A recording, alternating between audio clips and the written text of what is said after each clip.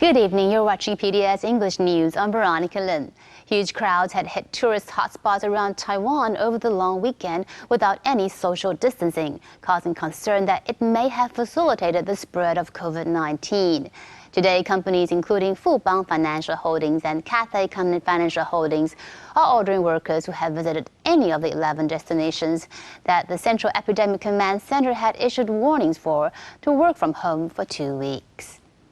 The large crowds who have flooded tourist hotspots during Tomb Sweeping Festival long weekend have drawn concerns amid the ongoing COVID-19 pandemic.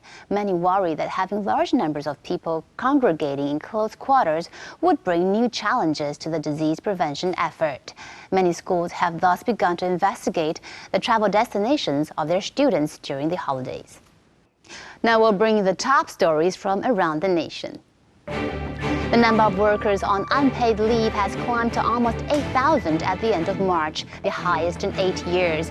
The government estimates that the figure could even break 20,000 if the epidemic continues into the fourth quarter. The Ministry of the Interior has adopted flexible working hours. Employees can now start their day between 7:30 to 9:30 a.m. to prevent a large number of workers gathering elevators and on public transports.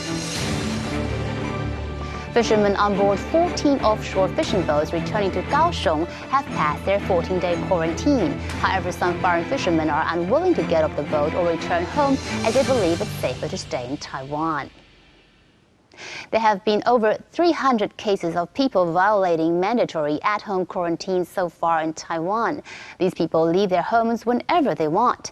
Some even have their family members to answer their phones when the government calls to check in. Borough chiefs and staff are exhausted trying to keep track of these people and are calling on the government to strengthen management of the situation. Last week, a 1.05 trillion NT dollar bailout budget for COVID-19 was passed. As for how to utilize it, Kuomintang lawmakers are calling for a cash distribution instead of handing out coupons. Meanwhile, Democratic Progressive Party legislator Guo Guowen is proposing to make amendments to the law such that these subsidies won't be taxed. Let's take a look at the international news today. A tiger at the Bronx Zoo in New York City has tested positive for COVID-19. This is the first known case of a human infecting an animal and making it sick.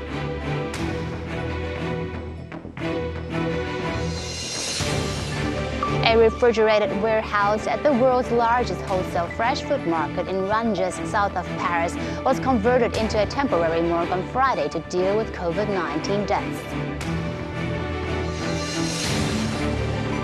Within India, trying hard to flatten the curve on the spread of COVID-19, efforts have been stepped up to educate people on how to keep safe. A video of 6 policemen doing a hand-washing dance has gained traction on social media. Now back to Taiwan. Giuseppe Diodone, an Italian priest who has been serving in Taiwan for close to 60 years, recently asked for the public's help for his home country. And in less than 5 days, he'd received over 10 million NT dollars in donation. A vegetable seller even rode her bike for several kilometers just to donate 800 NT dollars, which is her weekly income, as well as 8 surgical masks.